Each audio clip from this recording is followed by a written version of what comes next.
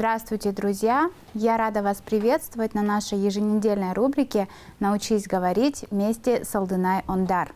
Сегодня мы поговорим о том, как научиться рассказывать истории. Storytelling – это искусство рассказывать истории по определенному шаблону. Это способ привлечения и удерживания внимания вашей публики. Вы можете рассказать классную историю и запомниться для вашей публики. Сегодня я хочу поделиться со стандартным методом сторителлинга, используя всего лишь 5 шагов. Наверняка у вас есть друзья, которые являются отличными рассказчиками. У меня для вас отличные новости. И этому навыку можно легко научиться. Итак, 5 шагов сторителлинга.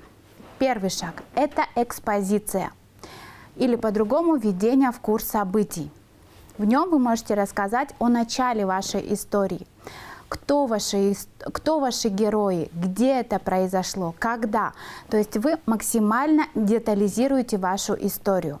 Второй шаг – это завязка. Момент, когда что-то пошло не так, обозначение вашей проблемы, трудностей, боли, может быть, ваших героев. Третий шаг – ход событий.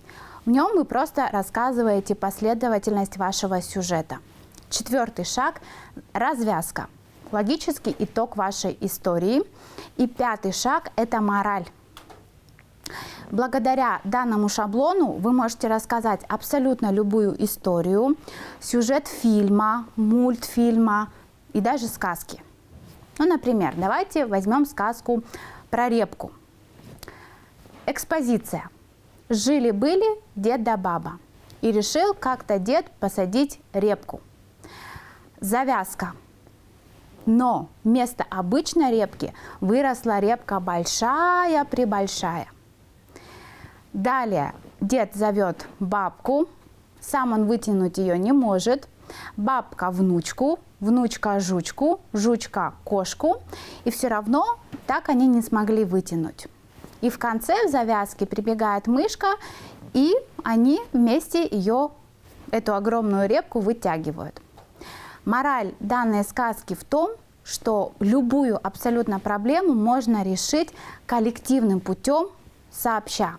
И что даже маленькая деталь, такая как мышка, может стать ключом в решении проблемы.